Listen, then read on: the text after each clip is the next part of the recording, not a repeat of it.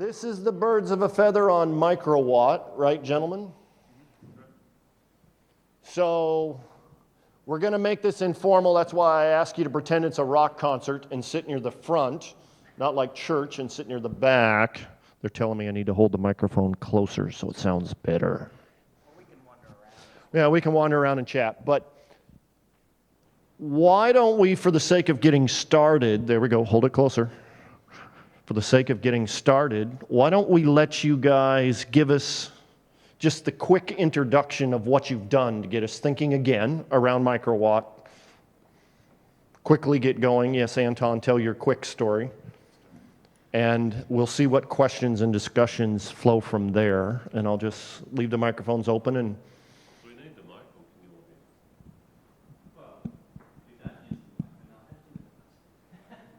true. I just use the microphone here. Okay, go ahead. Yeah, Anton. Hello. So Microwatt is still extremely simple, I would say. I mean, it started 2 months before we announced. It's written in VHDL. It's still, I think, it went before we announced the OpenICE stuff in August. So it's only been around externally for 2 months. Internally, maybe a couple of months before then. It's still under 10,000 lines of VHDL, I think. Hopefully still relatively easy to understand. It's being developed completely open in GitHub. We are pulling on new contributors and new people playing in different areas, and we're happy for support wherever. We got the question just a couple minutes ago from someone who won't be named, but why are you doing this? And there's a few reasons, and a big one is it's fun, and it is fun. And some of you heard from Michael's talk in the previous one in the Chips Alliance. There's really a lot going on in the open hardware world at the moment, and everything from the IP available through to the tooling, the open source tooling, is really moving pretty quickly. Open hardware has been around for a long time, and OpenRISC was mentioned. It's been around for probably 20 years, I don't know. It's been around for a long, long time, right? But it's only just the last few years that open hardware is really starting to get a lot of momentum. And it's an area that I think we absolutely need to play in, and there's some opportunities for us out there. We need to move fast, and that was part of the reason for Microwatt. Great to announce that we're opening up the instruction set architecture. That's fantastic. But we need to start showing stuff, how hard is it to implement, and what does, an example implementation look like. So that's what it was, that's where it is. It's Creative Commons license. Yes. Not yet SMP enabled. It divides. It has a cache. Yep. What else doesn't it do? Maybe that's simpler. Is it simpler to describe what it doesn't do or what it does do with respect to the IC? Well, it takes decrementers. I mean, there's a patch to take decrementers. We're building things up bit by bit, and so the next step will be, logically, the next step for a bunch of kernel developers is we've got to get Linux going. So Linux will be going hopefully pretty soon, and we just kind of build it up from there.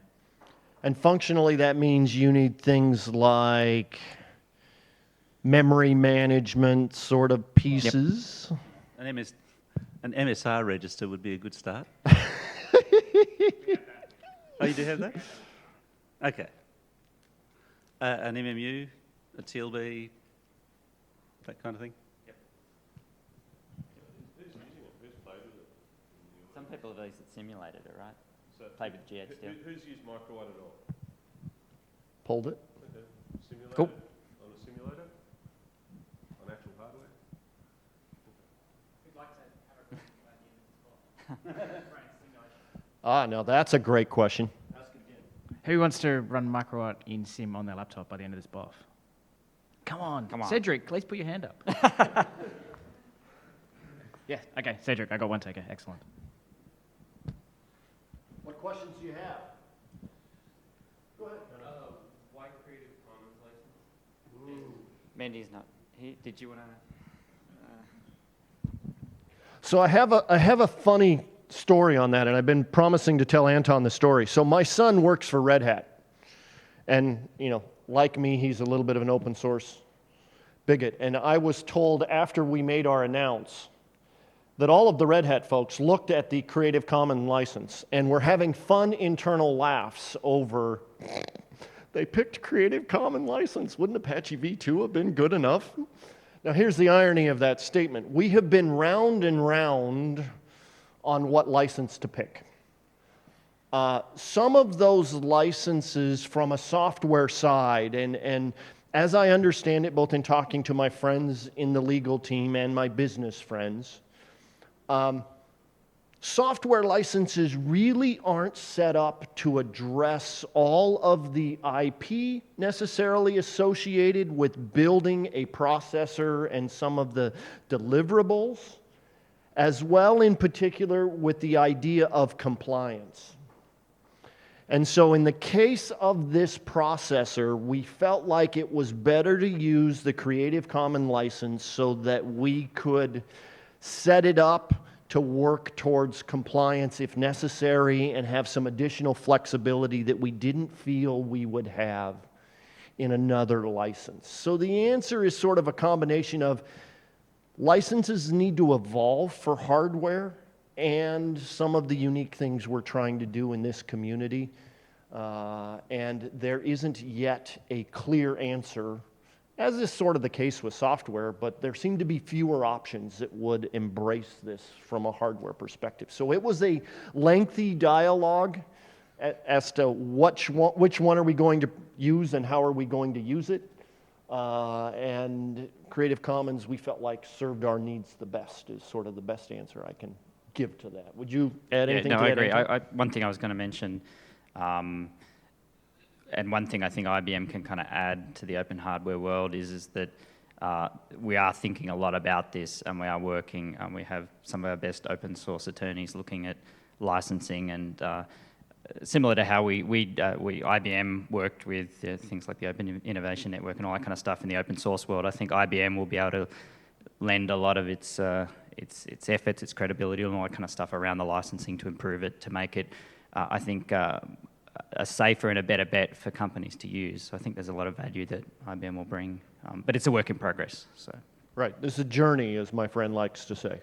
We're on a journey here. Yeah, how do you compare this approach with classical emulation or simulation approach? For example, with QEMU or CMix. What is the advantage of the models that you are creating? Well, I mean, I guess they're complementary. When you talk about things like QEMU, you're talking about an architectural simulator. So you're executing, you're emulating instructions in software. Whereas in this case, we are building a CPU. I mean, it's basically. The ticket is higher for such a technology. Not everybody is able to program VHDL compared to C or other languages. That's true, but I mean, they're complementary. I mean, we all hack, well, a number of us hack on QEMU. It's a very useful tool, but building hardware and having something that runs at a couple hundred megahertz or whatever, I'd say they're complementary. That ability to synthesize, the ability to actually synthesize and make real hardware is, you can simulate it, QEMU, and you can simulate this, but you can synthesize this thing where you can't do that with. Yeah. For the moment, you are not running an operating system on your model. It's trying to get Correct. Yeah, okay. No, yeah, it's more because I got somebody just in front. What is the gap between the model you have and the state where you will be able to boot an operating system? Well, we have Zephyr today, so that's we've got enough of that, but that doesn't need an MMU. So for Linux, we would really need a memory management unit. We'd need more supervisor state, MSR, stuff like that. I was going to say one thing to think about also is that a lot of the bring up we've done on the software has been done using the QEMU PowerMV models, right? So debugging in this kind of environment is extremely painful, right? So software development, all that kind of stuff, we use the available software tools. So the work that Cedric's done on the PowerMV model and all that kind of stuff is very useful.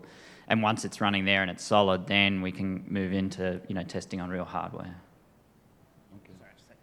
Just say quickly, the MicroPython, getting that upstream was basically dependent on having QEMU. Those guys could just download QEMU to run it, and the Zephyr guys integrating with that community, it's exactly the same. We have to have QEMU there so that they can test it in their CI. So, yeah, complementary. Okay, thanks. Yeah, Good question. I'd answer the question from a slightly different angle. Perhaps is it from a foundation standpoint. One of the things we consistently see when we're doing shows and at booths and so forth is people really like power, but even a very high performance $1,300 motherboard is a bit expensive. So what have you got that's hardware that I can play with that's cheaper? So it's kind of been funny. Microwatt running on this little FPGA board that's barely 3 inches by an inch has actually almost generated more excitement than some of the fantastic big servers that our members are making. And in terms of the operating system support, I think that people immediately get the fact that, oh, hang on, so I can actually basically, in principle, boot RHEL or SLES on this. We can't right now, but give it 2 months. And you will. It's like, oh, okay. And that sort of generates a whole different set of conversations because you actually build an embedded thing on power again, for a small embedded device on power for the first time in quite a long time. My mother always said, never say never and never say always. So my saying about we'll never have a Raspberry Pi-like thing for power might actually, be more attributable to my mother, because we could get there with Microwatt. I wouldn't be. I said this on stage yesterday. I wouldn't be terribly surprised to be able to be on stage at the. I'm going to go with the European event next year because it's later in the year. But I wouldn't be at all surprised if we were able to announce the expected delivery the year following of an SoC running a modern 64-bit power core. There's been enough inquiries already from credible sources saying, yeah, we're interested in this. Now, we're not at the point where we can name names. Right. We're not at the point where it's a major undertaking for someone to do it, but the power architecture has always been well liked. Now it's open, and hang on, I can get it for no royalties? That chip I'm using in my cell phone. Why would I keep paying $3 a chip? Mm-hmm. More questions, comments?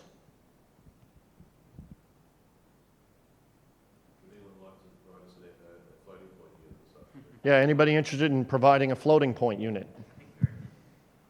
That was one where I think we might have already had 2 offers, have we, so far? 2 offers? Okay. So we need a vector pipeline next, That's right? a lot of work, yeah. Right? Sure. Other questions on Microwatt or other pieces of advice? I mean, one thing we're trying to do, so at the moment, most of our work's on all these Series 7 Xilinx, they're RTX FPGAs. How much is that, Anton? That little I keep box saying, there. what's the lowest? Is it $100 and something? Was it, or was it a bit more?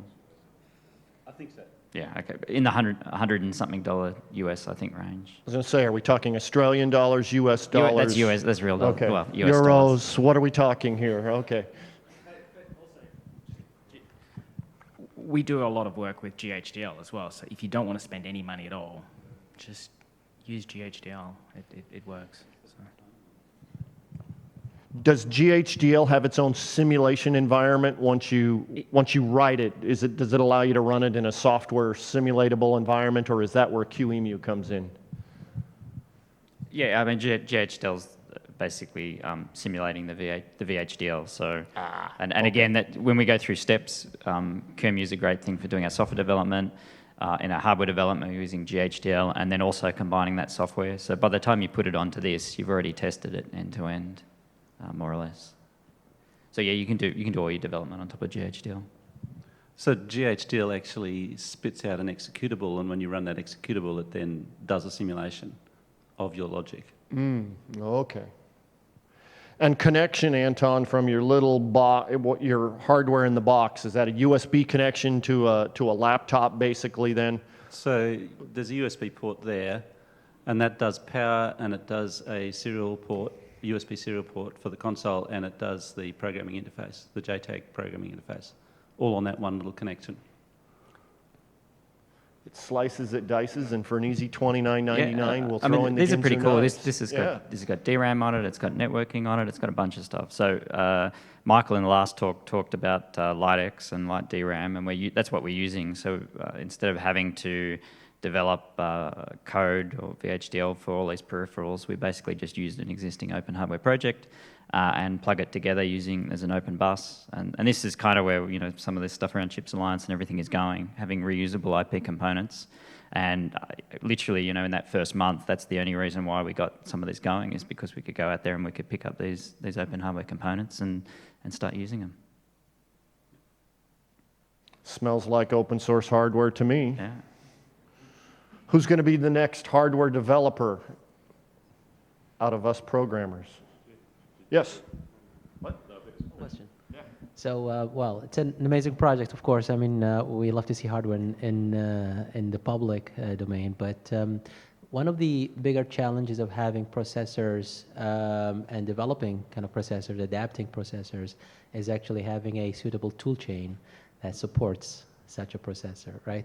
So would love to see that hardware, would love to work with it, maybe adapt it to some of our needs. But how easy would it be to adapt the tool chain to get that hardware supported? So that's one thing that we're pretty cognizant of, and one thing that we're hoping kind of sets us off in a different path and maybe a different space in this world, is that our aim is to be compatible. So for example, all the software work we've done, we're using the standard distro toolchains. So a standard 64-bit PowerPC toolchain, whether it be from Debian, Ubuntu, RHEL, SLES, Fedora, whatever. The aim is you can just use it.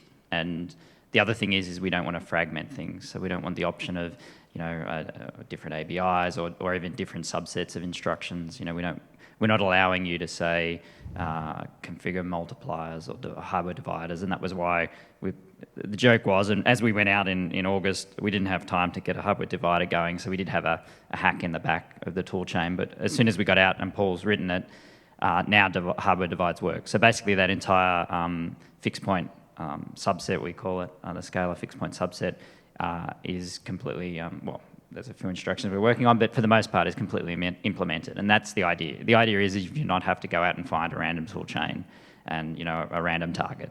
It will just be the standard PowerPC 64 tool chain. Now the challenge, not the challenge, but the offset of that is obviously we're not going to drive down into the low levels where you need to save X gates and you need to be pull out these things. But the aim is it's compatible, so you can pull a binary or you can pull a tool chain, it will just work everywhere. And I think you said you've been using the standard. Yeah, whether we go, I'm on an Ubuntu box or a Fedora box or whatever, and we just build on there, and if you build MicroPython, you can build it there and pull it in, or if you're cross-compiling, we just pull I'm pulling a Power 8 tool chain that sits up on, is it Bootlin or something like that, works fine.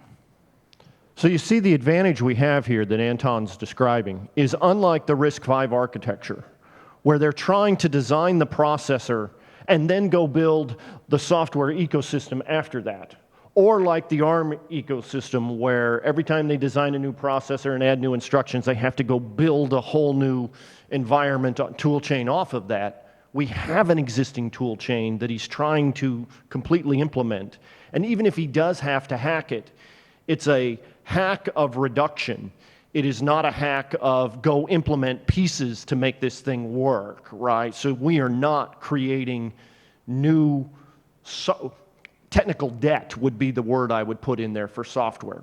Yes, he can hack something together quickly. His ideal is to maintain and use existing what we have, but that means we're going to be able to climb a curve so much faster than anything else. All right, so, well, great, but is there like an automated kind of way to be able to generate a compiler, for example, for a reduced subset of the features that you provide in your processor?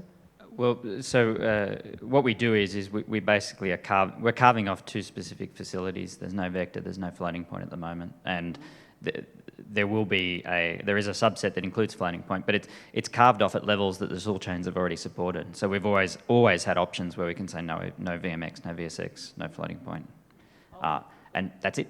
So you don't need to recompile that tool chain. As I said, I pick random J Power 8 tool chain, pull it down, and it builds fine for everything we're doing. The real test of the software ecosystem will be, does the software that uses those pieces check in advance, like for floating point, as a very basic example, before doing the first floating point instruction? We're going to find some of those things and need to fix them, but I would be keen to have, if not full floating point, at least the minimal set to enable efficient emulation so that it just looks like the thing has floating point, even if it doesn't. agreed. I'm not as sure about vector, but then it'll be interesting to see, can we do a minimal, slow, sequential, serial kind of vector implementation that implements the instruction and takes, 15 cycles or something, but it's there, right? Did you have a particular, if you care to say, did you have a particular use case in mind? Because it's just interesting for us to. Well, exactly. We do have a use case in mind. So we're looking at alternative kind of cores at the moment. It's still experimental, kind of more research-oriented idea. So we would like to have a core that is that allows us to replace. So we're building FPGA kind of solutions, and we develop our own kind of custom-made kernel accelerators. And for the parts of the application where we that is more general kind of purpose, we'd like to apply a core in there, like a general purpose core. But we want it to be as simple as possible. So we want to cut everything that is not needed for the specific computation. So we have a reduced version of it, so it still be efficient on the FPGA fabric. So that's the question. If I reduce the core to a minimalistic kind of representation, will the tool chain still work? That was. Well, it does today, and I guess it depends how much you want to reduce. We're at 5,500 LUTs, give or take. So at the moment, with what we have in Xilinx Series 7 LUTs, which are 6 input LUTs, we're at about 5,500 of them. So that's bigger than where RISC-V is driving down, but it's not all that huge, right? It's a power system. Yeah. I mean, there's more instructions. If you look, and part of the work we did with Microwatt was as we opened the ISA, it was, just how difficult is it going to be for someone to implement? And there are more instructions than RISC-V, yes, but not a whole lot more. We have more forms of loads and stores, and we have a whole bunch of rotate instructions that people like. We had someone come up to the booth and say, I love all your rotate instructions. It's been an interesting week for all these power people coming out of the woodwork. We love this instruction, we love that instruction. But yeah, there is more instructions, but not a whole lot more. And as we, a bunch of software guys have shown, it's not that hard to implement. Exactly. It's not about the amount of instructions. It's about the toolchain support. Yes. Right? No. At the Exactly. End of the day, And I completely reduce. I Yep. mean, at some point there is a point where it doesn't work, right? Yes. Yeah. So and our aim is what is this threshold, right? So the threshold for us is more or less what we've done here, and it's basically, as I said, that fixed point scalar subset. So this is what we have. This is the Yes. minimalistic version that would work. Yep. I cannot reduce it further. No. All right. You may be able to reduce the implementation further by trading off speed for number of gates. The typical hardware it may be trade-off. possible to do, just make the data paths 8 bits wide and then sequence, 8 bytes, 1 per cycle through the adder or whatever. Or even go down to bit serial. We've already had someone in the community who's already done a bit serial RISC-V. He's like, I'll do a bit serial. You know who it is? Yeah. Like it's nodding. It's all off. Yeah. Well, FPGAs are plenty slow, so we don't want to make it slower. Even slower. So make it as fast as possible. So Here we go. So I can talk about the bit serial stuff. So we had this for soft CPU contest last year. We had this contest we run. So Google and Microchip and Lattice. We built a contest who can build like a more interesting or smaller or more performant core in FPGA based on RISC-V. And there was I think several dozen contenders, and of course just for prizes. But we had like at least 8 very, very interesting implementations. And one of them was, of course, the bit serial implementation, which was ridiculously small and ridiculously slow, but it did work, and it was pretty awesome. So I think it's actually a cool concept. And this year we also had another contest organized by Thales, where you can encourage people to kind of experiment with things that are not necessarily commercially viable, but still increase people's awareness of how things work and get people something to work on. So I think Microwatt is an excellent start. But I'm sure that we should definitely get people to try to implement all those ideas in practice and just make sure our toolchains are robust, right? Because as we've been talking, the trade-offs you do in the hardware eventually end up influencing your software toolchains. For example, in RISC-V, we found that the Linux implementation for RISC-V was actually not very well suited for FPGA implementation because there was a lot of dependencies that were just based on the fact that Sci-Fi had taped out the chip and it had certain features that were not like critical ISA features. They were just implementation details that they happened to do like this, but you could do differently. And many of our existing FPGA implementations had different assumptions. And suddenly Linux just broke in so many places, like we didn't have atomics and, you know, like there was a lot of assumptions being made that you had to specifically iron out because you shouldn't assume that the SA has all the optional things. In case of RISC-V, of course, it's you can pick and choose whatever it includes.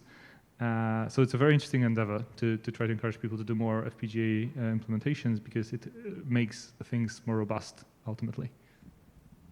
Yeah, I mean, we'd be really keen to see a couple more implementations, you know, maybe a Verilog one, maybe a Chisel one. It'd be great, you know, to have 2 or 3 power implementations. Yeah. Yeah, well, a contest. I mean, that's an interesting thing, and that's something for us to talk about, right? Is ways to get, you know, community people interested in, and RISC-V have been really good at that, right? Getting a lot of the community around it. Great set of discussions. Other thoughts, comments? Coffee shop? Jeff won't be, so you shouldn't be. That's right. I'm really a quiet, shy person. We've noticed. Yeah. Gunnar. I missed the talk yesterday, so maybe you answered this. What was the most challenging part? Challenging part. We did have yeah, maybe the non-technical aspects. I don't know. I mean, it was a pretty busy time getting it out the door. I think from my perspective, the hardest thing was getting something functional. And what we planned to do was basically shoehorn a very, very simple core together, get it functional, get some good CI around it, and then kind of use the software principles then of being able to track what you're doing and not break anything. And so there was a period there where, you know, just standing everything up took a chunk of time. And part of that was I was kind of learning VHDL as we went as well. So there was, you know, learning FPGAs, all this kind of stuff, and we had a pretty heavy deadline at the end. But yeah, I mean, now that we have a CI and we can always do a better job, it's not too bad. We're in GitHub and we've got Travis and all that kind of stuff. So every commit gets checked. At least now it's easier to make sure that you haven't broken something, and so we can now iterate and make changes. And that's when we've added things like caches and you know, divides and all this kind of stuff. So at that stage, I don't know. I mean, it's difficult. Timing, I guess, is. Well, the other thing I would mention, just watching Ben Herenschmidt do the load store unit and the instruction cache and the data cache, is all of the language that came from him when he's trying to use the commercial tools like Vivado and get them to use the structures that are available inside the FPGA, and just that they do non-obvious things, and how do you write the VHDL to get it to do what you want has been something that has caused a certain amount of bad language.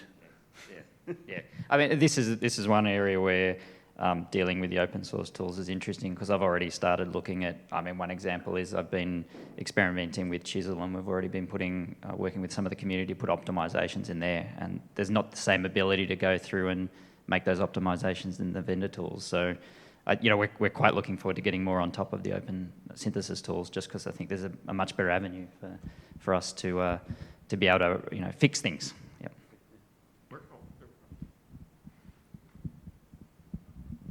I'm sorry, but I have to say it. It's proprietary, not commercial. Who said that? Well, it's proprietary. You get that.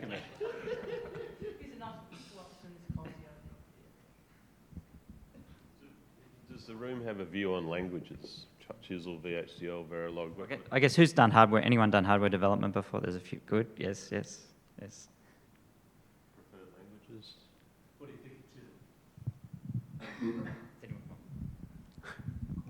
think of The important thing about it is not to be religious about it, right? So Chisel is awesome for many people, but not for everyone, I guess, and that's fine. And a lot of people get very excited about, you know, you have to use this, otherwise you're stupid. Whereas Chisel is a means to an end, and for people that want to build parameterizable things and more like software-oriented design methodologies for hardware, it's really productive. In our company, we're 50 plus people now, and when we hire people that are more like software-oriented in their mindset, if you want to get them to write Verilog, they'll be afraid and they won't want to do this.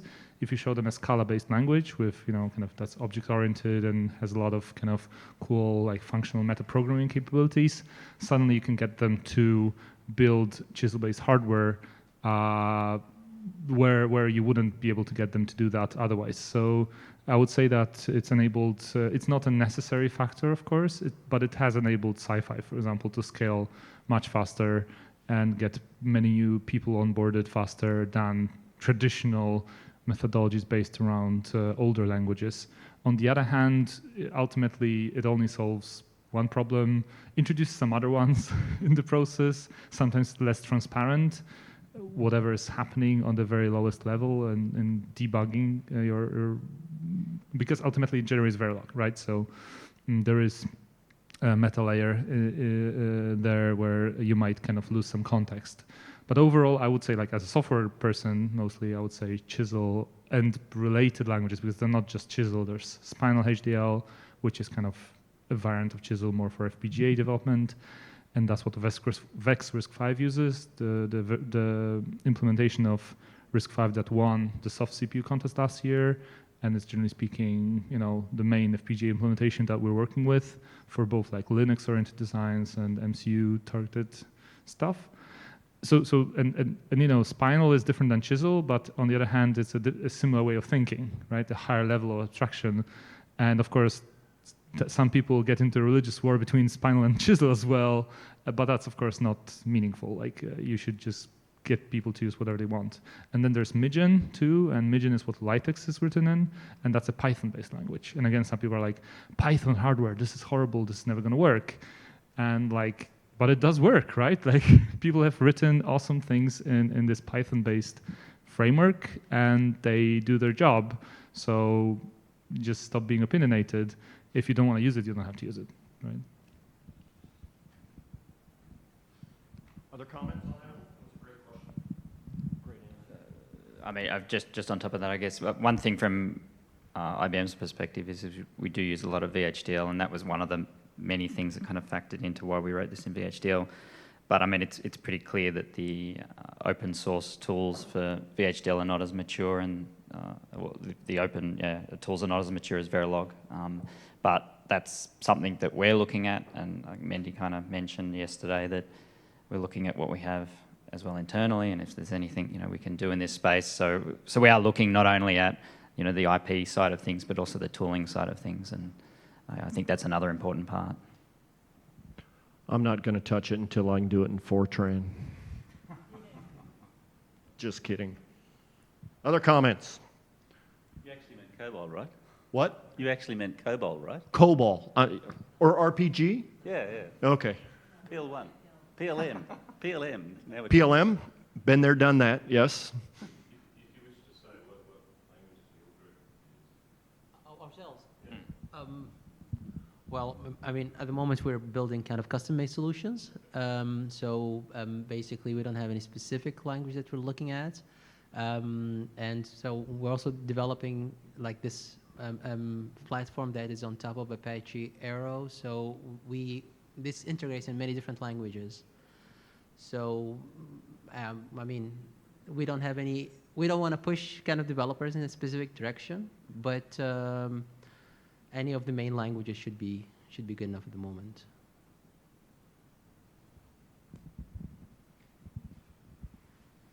I think we have about 5 minutes left, so we're getting down to the last few sets of questions or dialogue either way. I mean, one thing I'd be interested in is we've had a lot of fun porting MicroPython and Zephyr, but there's a lot of other stuff out there. So, I mean, we're very good on the server side and software support, and that side of things is continuing to mature. But in this new space, there's a lot of gaps. So we're really, keen to have people get involved and maybe port something. I mean, there's a lot of opportunities to kind of get involved, definitely.